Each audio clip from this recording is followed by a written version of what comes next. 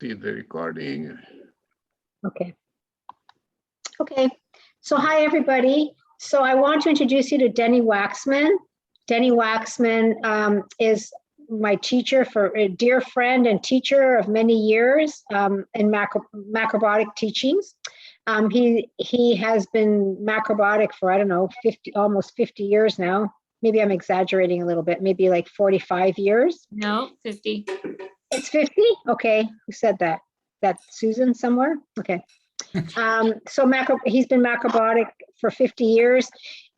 He works out of Philadelphia. He has a center called the Strengthening Health Institute. He counsels people. He's helped many, many people regain their health through just basically food and lifestyle. And he was, I don't know if any of you remember, in 1983, Dr. Sotilaro was a doctor in Philadelphia who was terminally ill with cancer, and he recovered completely through Denny's guidance. And he wrote a book called Recalled by Life, which has made the front pages of like Life magazine, etc. And so macrobiotics then became associated with cancer prevention or cancer cures. But macrobiotics is much more than that. So I asked Denny to come and talk to us tonight so that he could talk about macrobiotics and its relationship to creating resilience and creating independence, like independence from the pharma, independence from being able to take care of yourself and take care of your family through natural methods. And so I don't know what else I should be adding. He has a Strengthening Health Institute. He does private consultations for health guidance. He has programs if you wanted, more help in changing your diet and so on and achieving optimum health that way. So without further ado, I'm going to introduce Denny and take it away. I'm going to mute myself now. Thank you, Alice. As Alice mentioned, we've been friends for a long time, and I was very happy to have this invitation. I'm always looking forward to making new friends. It's probably one of the most important things that we can do these days is make our group wider and wider. So there's a lot of misunderstanding about macrobiotics, and like to try to bring some clarity. So macrobiotics is really a comprehensive, traditionally based diet and lifestyle. So it turns out that if you look at all of the world's longest standing civilizations, we're talking about all of Asia, India, all of the Middle East, all of Europe, North, South, East, and West, the Americas, so Central and South America, and all of Africa, they all had a similar dietary and lifestyle pattern. And this was, since, recorded history began some 12,000 years ago, continued pretty much up until the Industrial Revolution when things started to change. But it was relatively consistent until then. So what they had in common was meals were important. They had regular meals. They were all plant-based. They all had very active lifestyles. They all spent a lot of time outside, had a lot of contact with each other, and strong social connections. This was consistent throughout the world. And all these are part of the macrobiotic diet and lifestyle. Now, one of the things that differentiates macrobiotics, we always hear the word macrobiotic diet. And the original meaning of diet was way of life. But so macrobiotics is really a lifestyle. And the diet within macrobiotics is within the lifestyle, which is part of what's so unique. So if we look at, what's consistent throughout the world, this is the pattern everyone shared: grains, beans, vegetables, seeds. Recording in progress.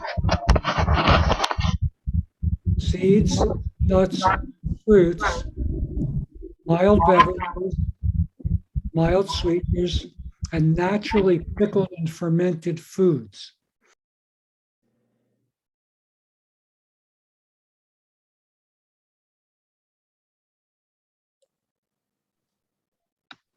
Denny, you're muted. Somehow you got muted. Wow. Okay. I don't know how long I've been muted. Can you No, go? just for a second. That's Can you go back to regular meals, plant-based, strong social, lots of movement, macrobiotics is a lifestyle? Okay. Okay, it's a lifestyle. Then the dietary part that's common to all of these civilizations is they were all based on grains, beans, and vegetables, seeds, nuts, and fruits, mild beverages, mild sweeteners, and naturally pickled and fermented foods. They were also local, indigenous, simply processed, unrefined, organic. All this was consistent up until the Industrial Revolution, when things started to change in a major way, leading up to, the mess that we have now. Now, all people are known, they're synonymous with the grain that they ate. You cannot separate rice from Asia. You can't separate bread from Europe or corn from the Americas. So if you go region by region, just pick a few. Asia, everybody knows rice is their main grain. Also, barley and millet were the other two secondary grains. Then if you go to the UK, everybody knows about oats, but also barley and wheat were major grains. In Italy, we know about pasta, but rice and polenta were a big part, and also buckwheat as well. And Leonardo da Vinci was a grain eater. He ate millet every day of his life. So Africa had a brown rice that was unique to Africa. They have corn, they have barley, they have millet. So wherever you go, then grains were the central part of their diet, followed by all these other foods. So they were largely plant-based. And in addition to that, they actually had relatively low animal food consumption. So I searched for a long time. I found this one document that really had good information. So before the Industrial Revolution, in Europe, the average meat consumption was 5 to 10 kilograms per person per year, 11 to 22 pounds per person per year, most of which was in the form of roasts or stews for holidays and festivals, which means if you do the math, the maximum amount of meat they could have been eating before the Industrial Revolution was 2 to 4 ounces per person per week, almost nothing, less than this one meal serving today. 3 places had the lowest on record: India, Japan, and China. They all had approximately 2 kilograms per person per year, 4.5 pounds. And the same, mainly for holidays and festivals, which means the rest of the year they were eating almost no meat. Now, there's only one country on record that has no dairy food consumption, which is Japan. So what separates Japan? I mean, people who are familiar with macrobiotics know we have a strong Japanese influence and emphasis. Now, people will say, well, the founders were Japanese, George Osawa, Michio Kushi, etc. But I don't think it's really that. I mean, of course, we can't disconnect that. We can't rule that out.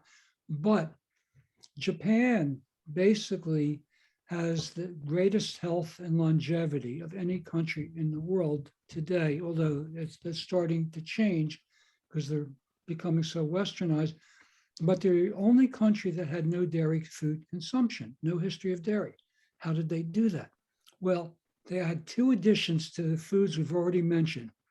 They had traditional soy products, miso, shoyu, which is natural soy sauce, tofu, natto, edamame, boiled soybeans, soy milk, and seaweeds. Now, those 2 foods together gave a uniqueness from all the other traditional dietary practices as far as making it easier to be vegan if that's your choice, and also to have a higher degree of health and longevity.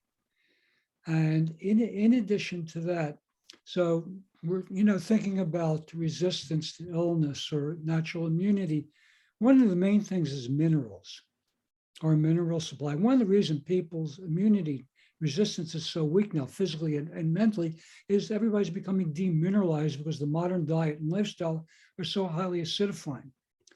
But when you have naturally pickled and fermented foods like miso, soy sauce, seaweeds, which are very mineralized, then you're getting very unique sources of minerals in addition to the grains, beans, and vegetables, which aid to strong vitality, but also to increased health.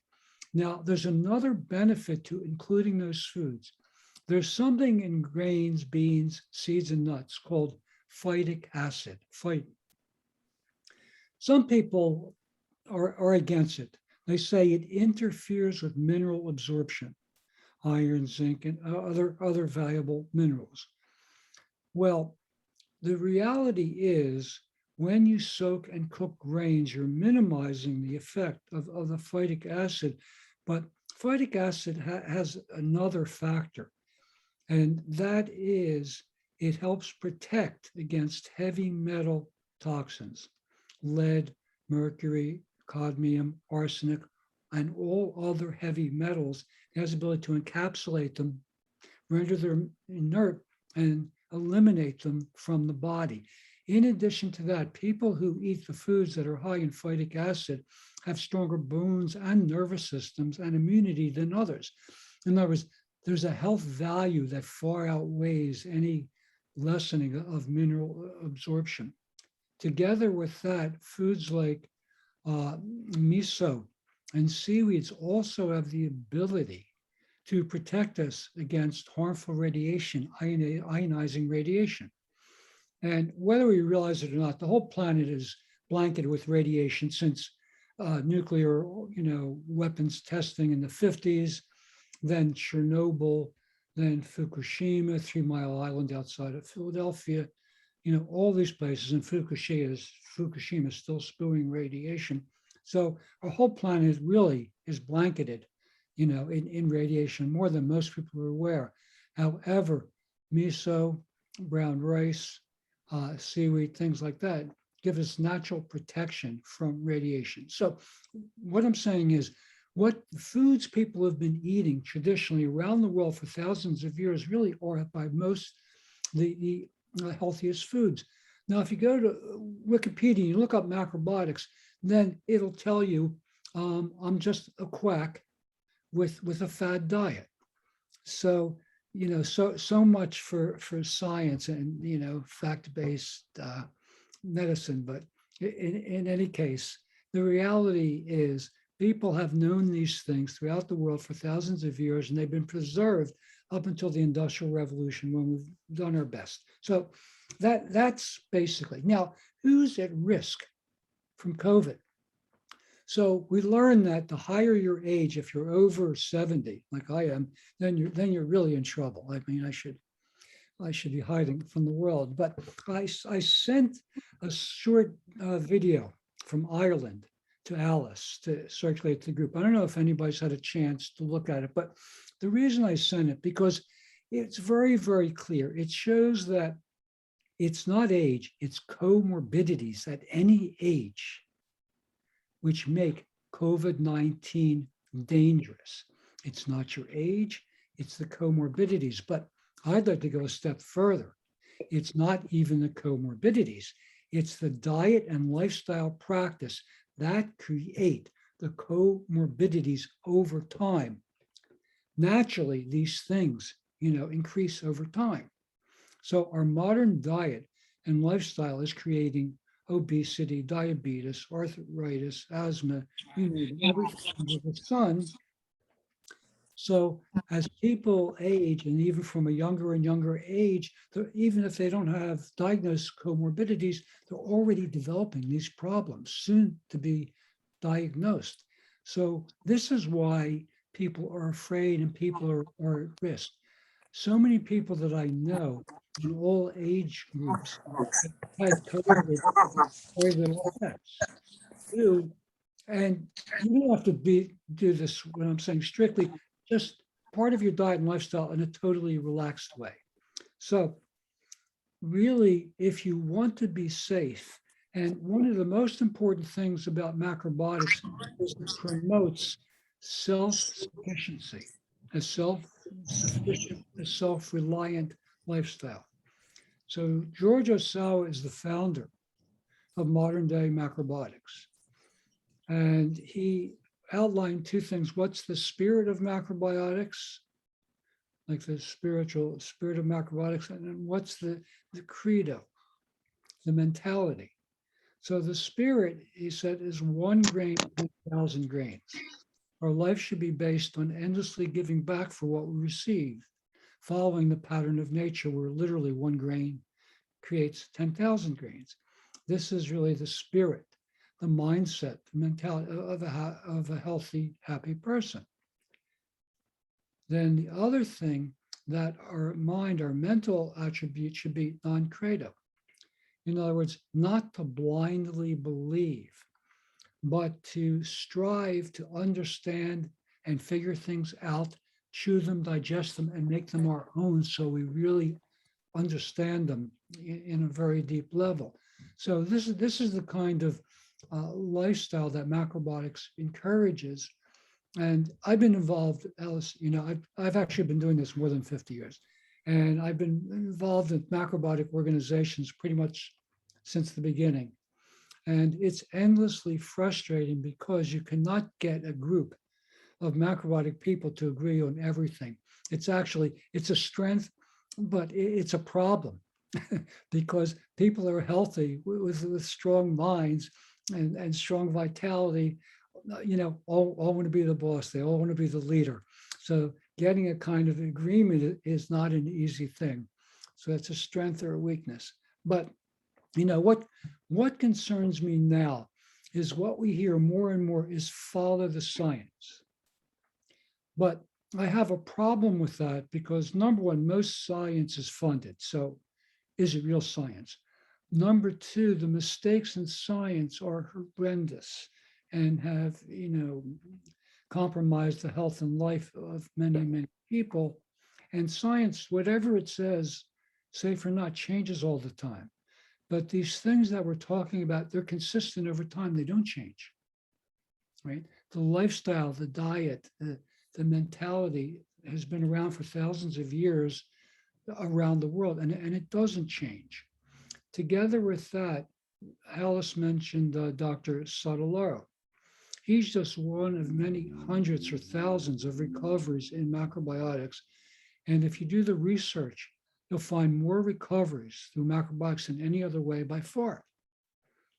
So the goal of macrobiotics is not really recovery from illness. It's just health is a natural part of life.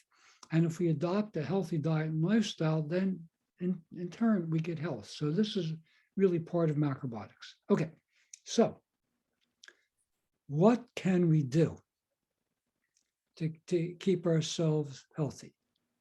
And what I've done, I sent a handout to Alice, and it has resource lists in there. Because if you're going to do this, you need to know where to get the food. So as far as resources, how to learn about these things, a little bit of self-promotion, my book, The Ultimate Guide, together with my wife, Susan, The Ultimate Guide to Eating for Longevity, available on Amazon. It's a handbook for health and life. It really will guide you through this lifestyle, through everything I've said so far, and how to make healthy meals, recipes for health and life. And it's really my goal, my image of this book, that it can really serve as a guide to bring us back to health, healthy eating, healthy living, and delicious healthy cooking, and promote the idea that the healthiest foods are in fact the most delicious. And I see a number of friends, people I've known here for a long time, and all of them will testify that the healthier the food, the more delicious it comes. The longer you do this, it becomes even more delicious. So at any rate, number one of the biggest challenges, because we can't go to the corner store in every case and get the healthiest foods. So I've sent a resource list where you know how to source a lot of the really important foods in the major macrobiotic companies to supplement what you can't find locally yet, local health food stores and, healthy chains, so to speak. And I hate to promote Amazon, but unfortunately, a lot of foods that are not easy to find, you can still find on Amazon. So against my better wishes, I do promote them. I had a client today who called me and said, the company you recommended was out of miso. So while we're talking, I went to Amazon and said, okay, well, here's 2 misos that I recommend that you can just order right now. So at any rate, it's the way of life. Okay, so first of all, you want to source food. Second, you want to connect with other like-minded people. Like this group, Alice is an amazing resource for everyone here. She's been doing this for a long time, knows very much how to do it. Okay, so first thing, and in some ways the most important thing, if you do one thing, sit down to eat without doing other things. If you want to be healthy, you need to connect with your food. Whatever you do when you eat, you absorb. So if you work and eat, you absorb your work. If you watch the news or read the newspaper, you're absorbing stress and all the horrible things that are reported. If you have a quiet conversation with your family or friends, you absorb them, meaning you connect more deeply with them. But basically, eating is natural, health is natural. How do we create natural health? Well, we need to connect with food. Food is our connection to life. So it's probably the most challenging thing for most people, but it's the most important. Sit down to eat without doing other things. Try to develop that habit. It makes a huge difference in everything else you do. Second, eat at regular times, regular meals. I know we're brought up to think that breakfast is the most important meal, but I have to disagree. Lunch is the most important meal. It's been the main meal throughout history. Our blood sugar follows the sun's movement. Let me backtrack. There's a couple things that recalibrate our biological clock every day. Number one, when you get out of bed, when your feet hit the ground, when you go from horizontal to vertical, the clock literally starts ticking. You're setting your metabolism for the day. Number two is when you eat your lunch. It's very important to start your lunch no later than 1 p.m. And please don't skip lunch. Up until the Industrial Revolution, it was the main meal throughout the world. It was factories and cities that changed that. So, I work from home. I've always worked from home or set my own schedule. And since I've been together with Susan more than 20 years, lunch has been our main meal, and I really prefer it that way. But I make every effort to, home or away, eat lunch consistently by 1 o'clock. Next important thing, to keep safe from COVID, there's 2 things that are really, really important that constantly reset our immunity. So number 1 is a plant-based diet, which we've already talked about, all the foods that we've already mentioned as the basis. But together with that, time-restricted eating. I first started to realize that first time I went to Europe, I met a friend, Bill Tara, in Spain for a seminar. We arrived mid-afternoon. We were starved. Figured, oh, let's go get something to eat. But much to our surprise, nothing was open till like 7:30 or 8.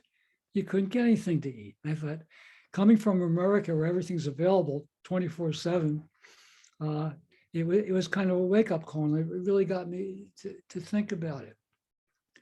But macrobiotics, we say stop eating 3 hours before getting into bed. That means healthy food really needs to be finished no later than 8 p.m. So if you stop eating by 8 and you have your breakfast at 8 a.m., every day you have 12 hours without eating, which is an intermittent fast, time-restricted eating. Now, if you skip breakfast 2 or 3 times a week, Just 2 or 3 times is enough. Then you're at getting 16 hours. So without food, somewhere between 10 and 15 hours, then our body, our immunity, the cleaning process in our body starts to ramp up, which means if day by day you are practicing time restricted eating, you're constantly keeping your immunity and your digestion strong. So those are the most important things that I would say so far. We already said a grain and vegetable-based meals. Now, we have markers. I've noticed if you have one healthy meal a day, it's enough to tip the scales towards health. Because it's not really about what you don't do, it's about adding healthy things. So if you can start to have one meal based on grains and vegetables, it could be brown rice, it could be barley, it could be pasta, it could be polenta, it could be unystead sourdough bread, it could be any kinds of vegetable dishes, well cooked, lightly cooked, raw. Start to incorporate grain and vegetable dishes, and if beans possible as well. Then the next thing is add vegetable soup, any type of vegetable soup. We eat miso soup in Macrobiotics, but all kinds of vegetable soups as well. You can just use sea salt, or you can make bean soups, all different kinds. Then the next thing, add naturally pickled and fermented foods. So one thing a lot of people now like miso soup made with natural miso. You can also add sauerkraut or kimchi. You can also make homemade pickles, or you can start to use brown rice or apple cider vinegar, natural ferment. Also, unyeasted sourdough bread is a natural fermentation as well. That's, traditional European style bread before they started to use yeast. So there's a whole variety of plant-based, naturally pickled and fermented foods that are probiotics. And as we're learning more all the time, our gut controls our health and our immunity. A healthy gut is because of fiber, the foods we mentioned, and naturally pickled and fermented foods. Then you can experiment, if you're open to it, add traditional soy products, miso, shoyu, tofu. There's a lot of controversy about soy products. Are they healthy or not? Are the phytoestrogens harmful if you have like breast cancer or something like that? The answer is traditional soy products are among the healthiest foods on the planet.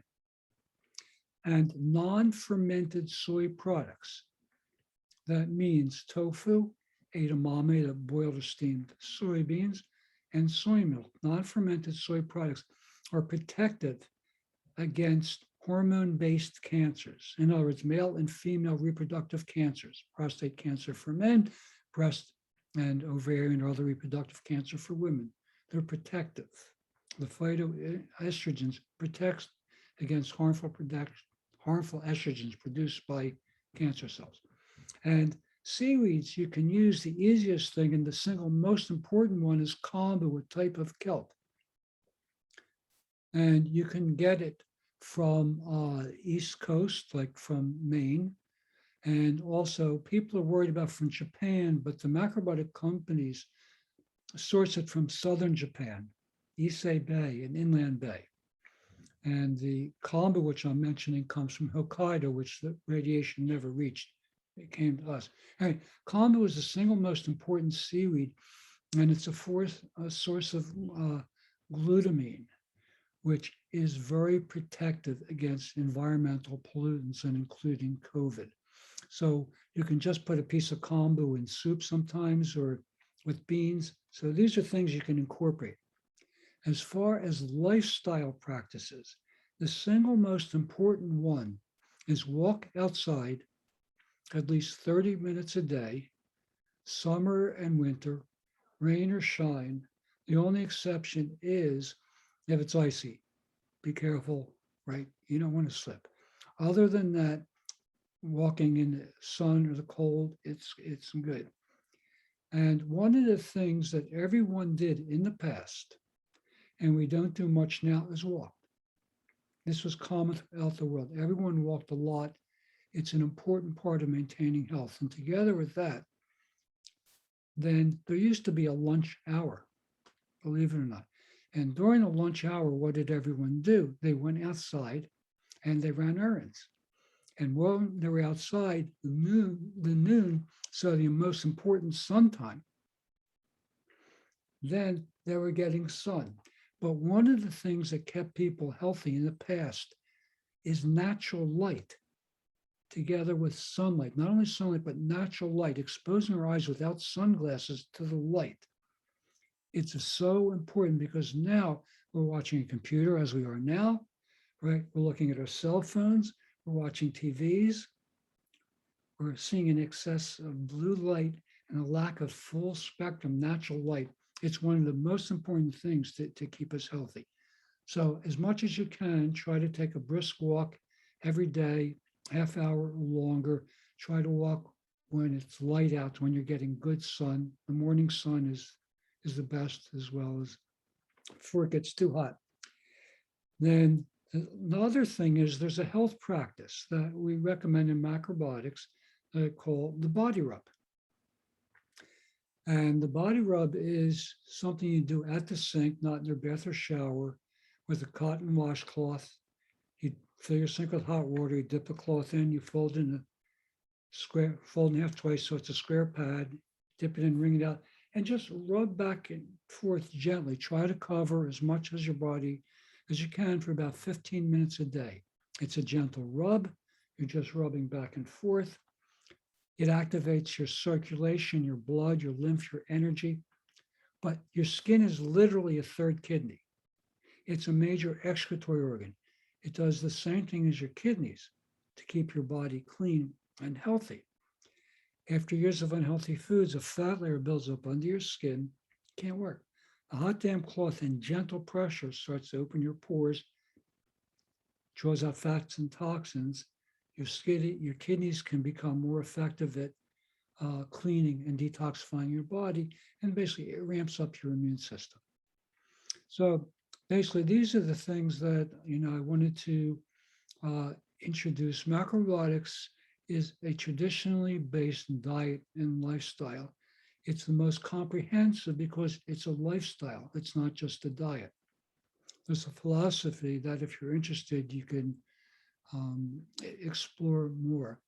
The food is based on traditional cuisine, so choose the type of cuisine that you like most. Do you like Japanese food? Do you like Chinese food?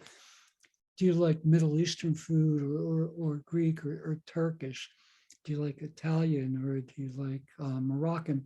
Pick the type of cuisine or cuisines that you like best, and then substitute healthy ingredients. One thing I think I forgot to talk about, what do you want to avoid? You want to minimize animal and dairy foods. And if you eat animal and dairy foods, choose pastured, ones that are grazed, that are outside, that are natural, that are not filled with growth hormones and antibiotics. So I'm not advocating, but I'm saying if you are, at least choose healthy ones. You want to minimize and avoid all commercial oils.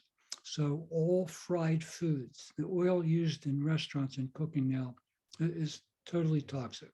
You want to avoid baked foods as much as possible, simple sugars, sugar, high fructose corn syrup, all things like that, artificial sweeteners, and any highly processed, over-refined foods. So you want to add natural health into your diet, minimize the unhealthy ones. If you get to one meal a day, it's going to move you towards health. If you get 2 meals a day, it makes a major, major difference. It's not all or nothing. So I tried to cover a lot of area in a short time, and I'm happy to answer any questions. So I'd like to open up the questions. Somebody in the chat said that not everybody can tolerate soy or iodine. Not everybody can tolerate soy or iodine. What do you have to say about that? Well, if there's anything that you do not tolerate, you can leave out for a period of time. And over time, slowly reincorporate it to your diet. A healthy person can eat the world's healthy foods. And a lot of healthy foods, see, medicine took a wrong turn at some time in the past where we confused symptoms and sickness. Two things produce symptoms. One, the things that spoil our health. When we're eating unhealthy foods or have unhealthy lifestyle practices, we create symptoms. But when we start to return to health, we also produce the same symptoms. The symptoms are not a good indicator. So we've come to think that symptoms or being uncomfortable are not healthy. So it used to be that, when people were sick, they got in bed and they, drank liquids and they sweated out. And we used to think fevers are good and symptoms are good, colds, measles, chickenpox, everything. We thought all these are a part of health, and people don't, think that now. Now, if you have a thyroid condition that's sensitive to iodine, you may need to stay away from it. But in most cases, if the symptoms bother you, then just avoid it for a period of time and eat other healthy foods. So Denny, in your experience with people that you've counseled with COVID, what would be your dietary recommendations when somebody actually has symptoms? Or what's your experience in general with COVID and plant-based diet? Okay, so a number of my clients have had COVID, and my first recommendations, if someone thinks they're symptomatic, it's actually very simple. Hot apple juice with lemon, steamed green apples, and orange juice. Now, you might want to also take certain supplements, being quercetin, vitamin D, zinc, and vitamin C. So some of my clients have done both, but people who are already practicing this diet and lifestyle, just the things I mentioned at first, are very, very helpful.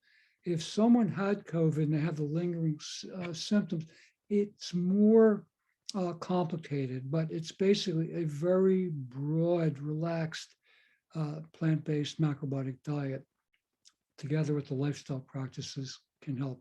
I've helped many people with lingering symptoms, recover quickly. Okay. Someone's asking, what about, do you recommend the COVID vaccine for anyone, anytime? I do not. Okay. All right. Fair enough. Okay. It's a cold or a flu, basically. It's not natural health. Good, you get to stay in the club then. You get, we're not, we're not ejecting you. And then somebody asked a question about raw food. So we had Dr. Biswarup on, and he's an Indian practitioner who has a COVID clinics in India and has like a 0 fatality rate.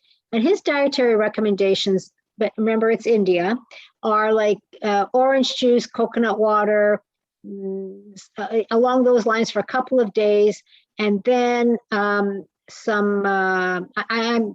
I'm not going to do it complete justice, and then some raw salads, and then maybe the 3rd or 4th day start including cooked vegetables, no animal food, no junk food, no dairy food.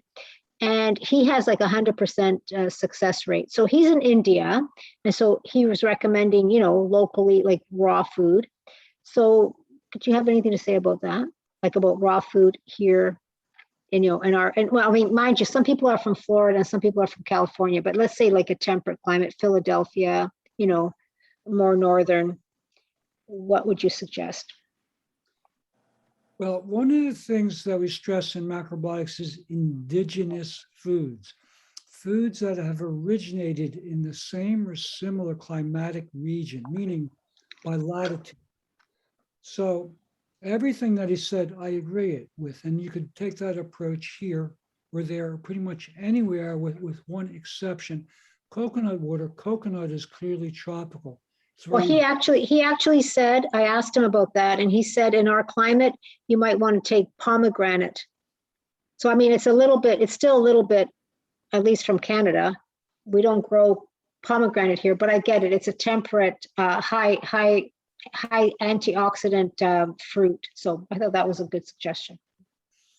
yeah, I mean, my approach is slightly different, but I understand that approach and it makes perfect sense. And, you know, in macrobiotics, as I said, one of the things that's really unique, and I think it's very important for connecting with our local environment, is becoming aware of, you know, which foods. So there's 3 foods I generally recommend avoiding: coconut, banana, and cashews if you live in a temperate climatic zone. Now in the tropics, wonderful food. Except the banana we eat is a cash crop. It's sterile. It's all contaminated with bacteria worldwide.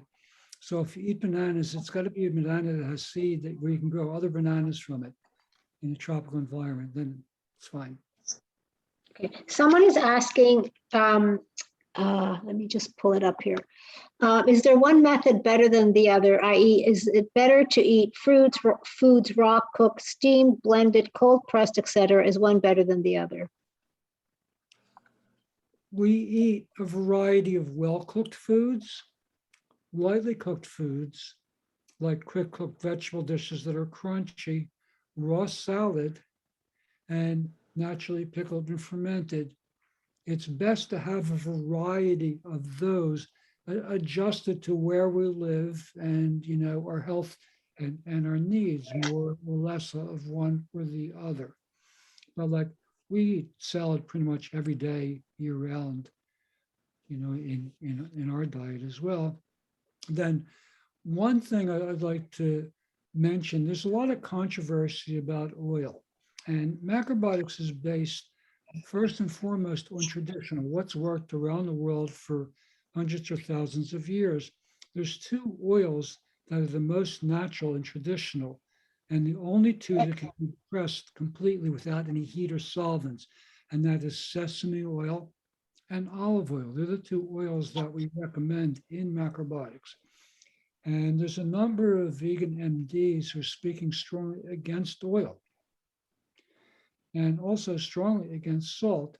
So we're having an online full conference this coming weekend. And I asked Larry Kushi, who's Michio and Ali Kushi's son, major proponents of macrobiotics, who's an epidemiologist, he's a science. And I asked him to speak on oil and salt, friend or foe, an epidemiologist point of view. So you might want to check that out if you're interested in what I think is some very real science behind those foods. Okay. And then finally, someone's asking about what you think of the blue zone. The blue, let's see, what do you think of the blue zone lifestyle? Yeah, it's exactly what I've been talking about. They're largely plant-based, grains, beans, and everything I've talked about is part of the blue zones, the lifestyle, social activity. It's all consistent, social support. Okay, and what do you have any recommendations for somebody who has been vaccinated but regretting being vaccinated? Do you have any suggestions to detoxify? Well, what was recommended, I don't know, Dr. Stella Emanuel, that if you've been vaccinated, that you should immediately start taking ivermectin or HCQ or at least quercetin together with the other things to protect yourself. But I would, if you have vaccine regret, I would adopt the things that I've, recommended very, very carefully and get our book. Start to adopt these things and practice them the best you can, because health is adaptability. My long-time observation is your body wants to be healthy. It knows how to be healthy. If you give it the right things, it gives you health back. And our body has amazing compensation. I've seen so many things throughout the world, throughout the years that are considered medically impossible. I've seen them, with my own eyes and my own experience. So, I have faith that your health can protect you. Okay. Okay, thanks you.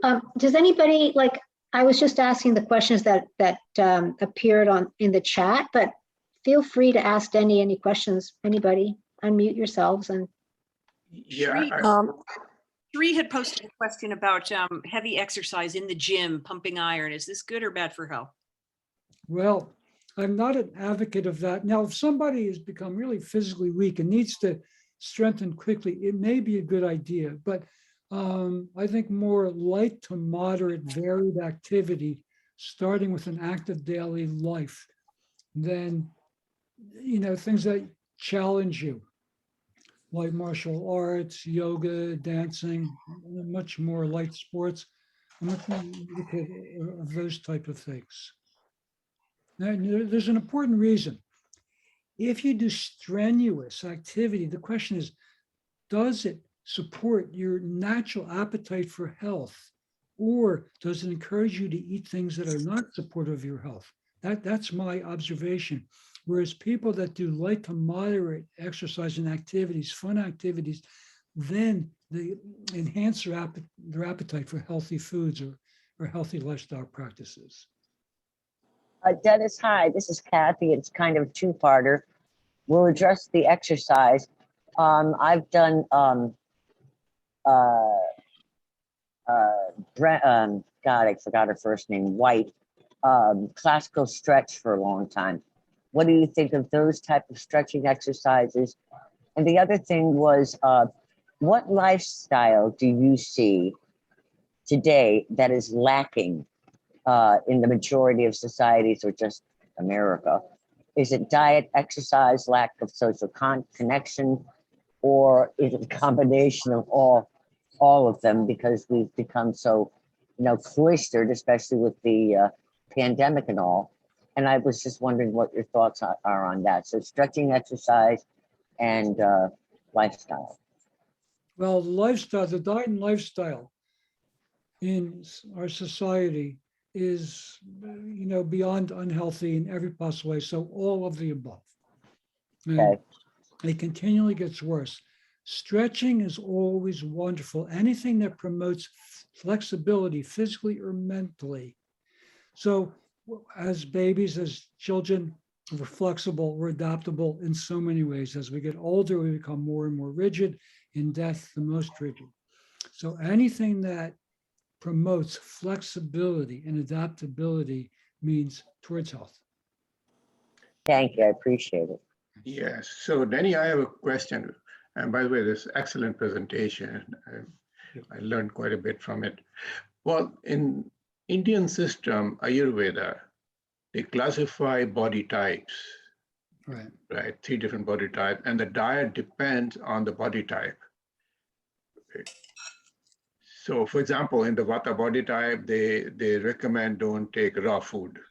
So that kind of stuff. So what is your take on it? Well, from my understanding, Ayurveda is a type of Oriental medicine adapted to the unique conditions of India. And of course, it's traditional, long, effective history. So, I have nothing, other than praise. But in macrobiotics, we think about balance, learning to understand our constitution and needs, and then creating a diet and lifestyle that are harmonious with that. So it's a part of macrobiotic studies and experience and education, how to understand what our needs are. So Shri, I found that the macrobiotic diet is like the sattvic diet. The sattvic, is that the right word? In Ayurvedic medicine. Yeah. And so it's like very non-extreme, like not too many spices, not too much oil, not too many spices, no animal food. It's like really like down the center. And within macrobiotics, right, depending on your constitution, like your own constitution, if you're born like really strong and heavy set, you would have a different type of inclination in your diet, whether, or if you're like your constitution is more like refined and weak and, you know, more sickly, you'd have a different lifestyle and diet. You know, so in a way, it's kind of like it includes Ayurvedic, but it's not because India is a special country, like it's in the tropics, right? Yes. So, and it's a very complicated culture as well. Yeah. Right? Well, So it works really, yeah. So what I understand what you're saying is probably that makes sense, because your, let's say 80-90% is a very common food which can which can take care of most of the people. And then you have a little bit of tweaking from the 5, 10, 20%. Yeah. That is based on the body constitution, you tweak a little bit, right? Yeah. So instead of taking rice, you could take more beans, something like that, right? Take more millets or more buckwheat. Yeah. Yeah. Yeah.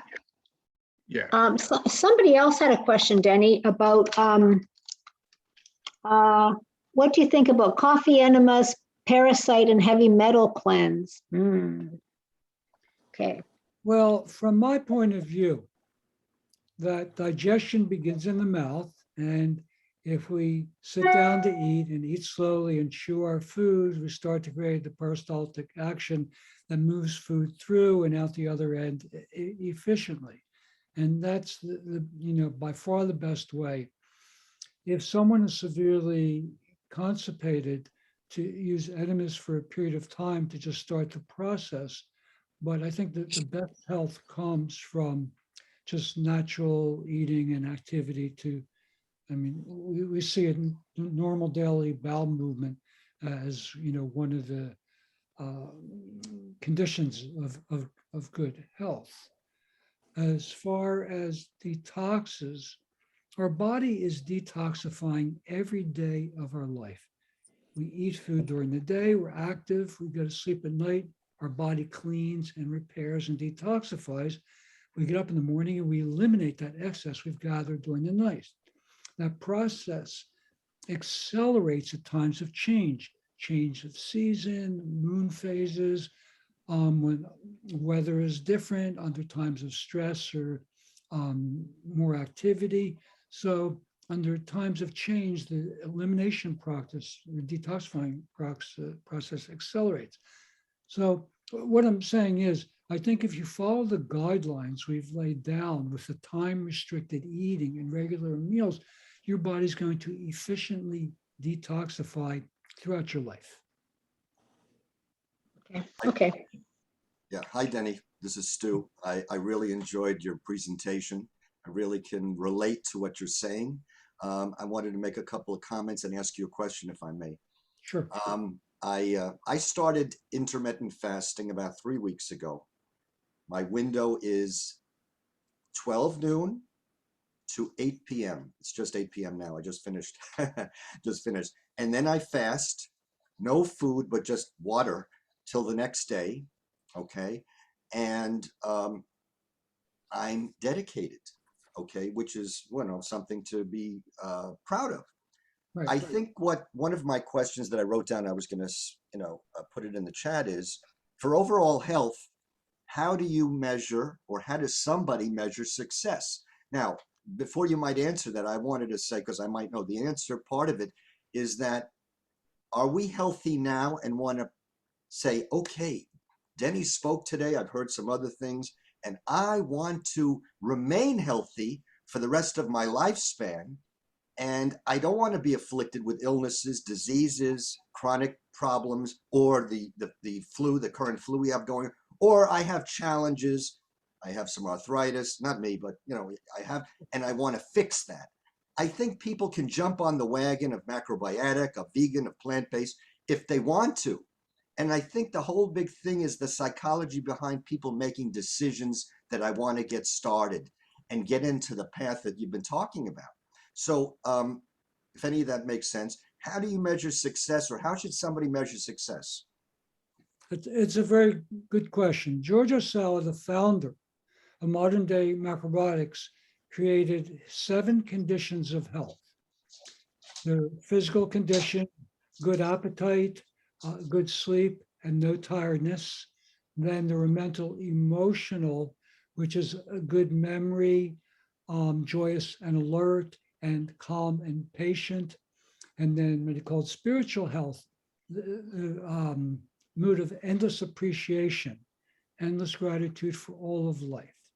So it's kind of like conditions of health, and it's also a self-assessment anyone can do. Are they moving forward on those physical, mental, emotional, and spiritual conditions? So I think, I mean, it's something that I use as, guidance for myself and also for my clients. And another thing you said, I completely agree with. Health is a choice. Anyone can start to move towards health. Health is a direction. It's an orientation to life. So, these things that we're talking about, they're really open to anyone who wants to start to move towards health. And I think one of the keys is if you concentrate on adding and seeing it as an adventure, a discovery, what can I learn? What's new out there? What do I really enjoy? It really guides the practice. Thank you. So when you've been practicing this diet and lifestyle after a number of years, you start to gauge your health, not so much by physical ailments, but your mood. When you get up in the morning, it's like, oh, I feel a little bit off. I feel judged. I'm irritable, or it becomes more and more subtle, like your health condition, right? In the beginning, it might be arthritis or, some colon cancer or something. But then as you continue this way of eating and practicing, it becomes more and more subtle. So now then it becomes like, oh, I have a negative thought, or I have I'm being irritable, or I'm just short temper. It becomes more and more refined. It's a kind of an endless journey, right? So, but I have a couple of questions that were in the chat that were good questions. Just let me pull them up, Denny. One is, what would your advice be if you get COVID while being pregnant? The same as if you're not pregnant. I mean, okay, when you're pregnant and you want to have a natural, healthy pregnancy, it's important to connect with other women who have done that, or people who can help you. So I think rather than making a blanket statement, that's the the safest thing. Contact with other women who have had healthy pregnancies, who are experienced with these things, and can give you good guidance. You don't want to make a mistake at that time. Yeah. Okay. Another question is, do you think detox doesn't apply, though, considering all the toxins we're exposed to, especially if they follow the standard American diet for a good portion of their life? So I think this is about detoxing. Well, I still feel the same, because our body's changing every day. What you eat today becomes at least your blood plasma tomorrow. Your blood plasma changes every 10 days. Your red blood cells totally every 120 days. Every cell of your body every 7 to 8 years. So you're moving day by day towards health and sickness. But detox is a part of healthy life. It's like keeping your home clean and orderly and taking the trash out. I mean, it's just, it's something. So we've made detox something which I don't think it's bringing in context of what our life is. Now, if you have a problem that's not resolved, then there's ways to adjust that through your diet, activity and lifestyle practices. That's, basically one of the things I help people do. So. Yeah. So Kathy, I understand your question. So detox, like from a macrobiotic perspective, is kind of extreme, like fasting or like doing like cabbage soup for 4 days or something. But within macrobiotics, there's remedies, like remedies based on food, of course, nothing comes to mind right now, like grated daikon or there's different remedies that we take to kind of accelerate or to help support releasing some toxins. But we would consider like fasting for a long period of time, or a mono diet. That's extreme, and it creates makes your body what's the word? It makes your body work too hard. Whereas like just maintaining a healthy lifestyle every day, you're already, like Denny said, you're detoxing all the time. But feel free to ask more questions if you want. Kathy? Yeah. Yeah, this is Kathy, and I just wanted to make a quick comment. Yeah. Quite a number of years ago, I had a friend who he had gone to the doctors, and the doctors told him, he had high cholesterol, and he was more happy than upset about it. And I said, well, why? He goes, well, because the doctor told me I shouldn't eat cheese and this kind of stuff. And I'm glad I found out that I have high cholesterol and what foods to avoid. I'll bet you ask any other person who says they have high cholesterol, oh yeah, I can't eat my cheese and my eggs. Totally different attitude. But I liked what Dennis said. Look at it as exploring and an adventure. I think far too many people, when they think of plant-based, vegan, macrobiotic, whatever it is, oh God, I won't be able to eat my pizza, my burgers, no meat, oh my God. And they take the negative approach instead of looking at it as an adventure, something different. And I think some of those people are the types of people, if they visited China or Japan or Vietnam or India and they fell in love with the food, what would they do? They'd come back over here and they'd start reading up about that food, what spices do they need, so they could make that food. And if we could get them that enthralled with healthy eating, that would be marvelous. Instead of, I look around at Publix and I see all this junk food. And I just saw the other day an article on things like Cheetos and Fritos and potato chips do impair your cognitive health if you continue to eat that kind of stuff. So that alone would scare me into I don't eat that, but but I love the exploring and adventure. And that's the way we should, like I have a friend who needs help in her diet big time. And I'm going to email her and tell her to, next time she's in the store, just go to the produce department and step back and just look at all the different produce, the colors, the textures, the size and shapes, and think of all the nutrition that's contained in them. And this gives this vitamin or mineral. This offers this to the body. And that's why we need an array of color on our plate. And maybe that'll get her interested in eating. I don't know, but okay, I better stop while I'm ahead. Thanks, Kathy. So the other thing about eating like this is that you create resilience. We were talking about that last week at our session.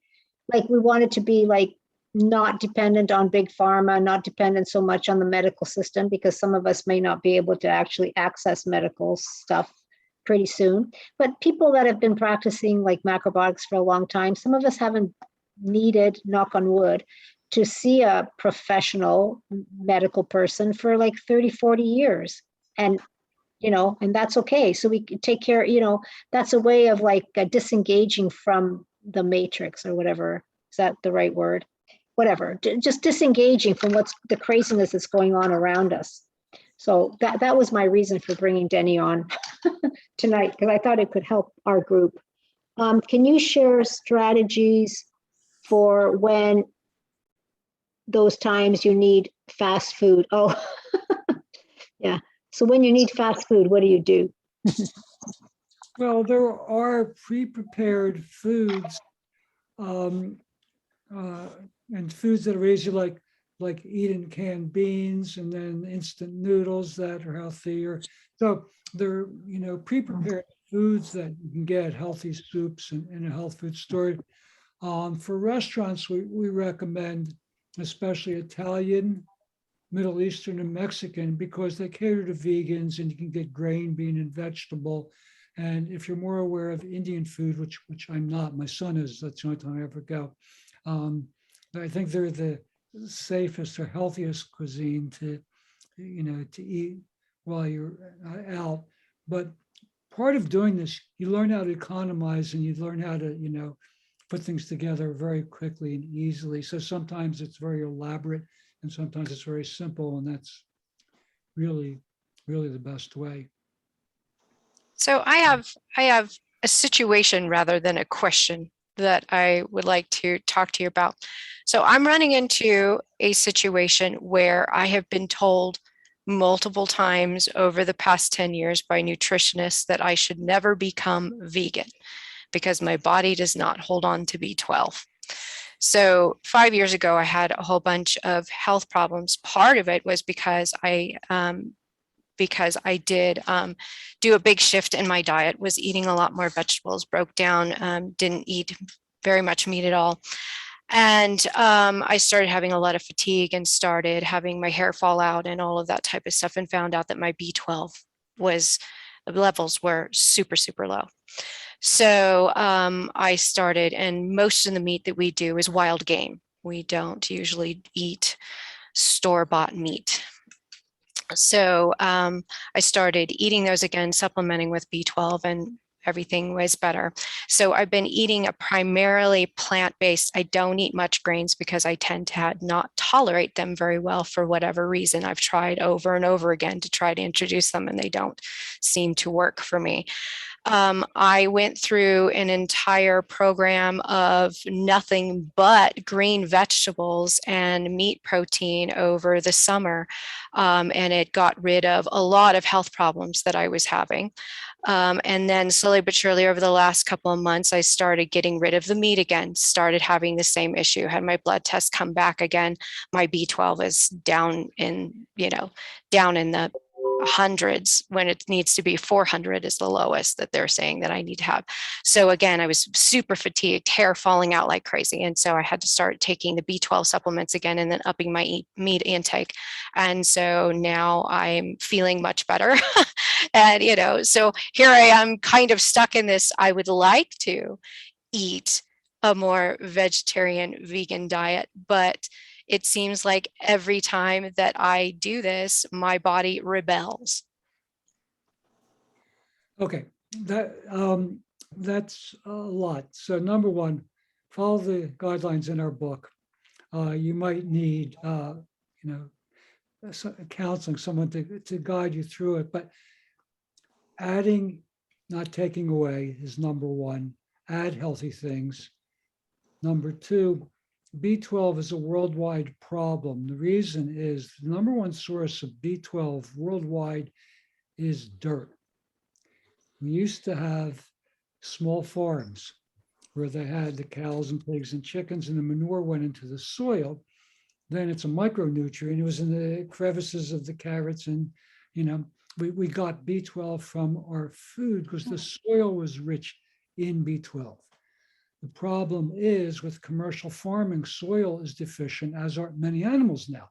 So we do recommend to take a B12 supplement, methyl sublingual B12. It's the only supplement that we do recommend. But so I would recommend take the supplement, start to add healthier things with things that don't cause symptoms or least symptoms. But you need to be consistent. So like I said, in our book, it outlines step-by-step things you need to do. If you create a healthy diet and lifestyle, anyone can get back to healthy eating. And yeah, I don't eat any processed foods. I don't eat sugar. I don't eat dairy. I eat very little. The only wheat that I can seem to tolerate is, homemade, like you said, the sourdough. I can tolerate that occasionally. There's things like even millet I have problems with, and that type of stuff. So it seems kind of just I'm trying to put in as many good things as I possibly can. I eat a ton of vegetables and a ton of fruit, but yeah, I just find myself kind of frustrated. I'll try the things I said. I think they'll help. Okay, great. Thank you. Okay, someone has a question about tropical and nightshades, eating too much of these kinds of veggies. As I've already said, tropical fruits are for the tropics, although everyone needs freshness. So we do recommend oranges and tangerines, in temperate environments. As far as nightshades, tomatoes are the least harmful nightshade, ripe cooked tomatoes. So a lot of people react to potatoes, tomatoes, and eggplants and peppers. I'd be more careful about those. Yeah, so I'm going to suggest, because we are over an hour now, and I think Denny's done an excellent job, we should probably come to a close. Maybe one last question. If somebody wanted to consult with you, Denny, in this audience, what should they do? Okay, my email is my name, Denny Waxman, D-E as in Edward, N-N-Y-W-A-X-M-A-N, Denny Waxman at dennywaxman.com. Well, I can be reached there. Our school is the Strengthening Health Institute.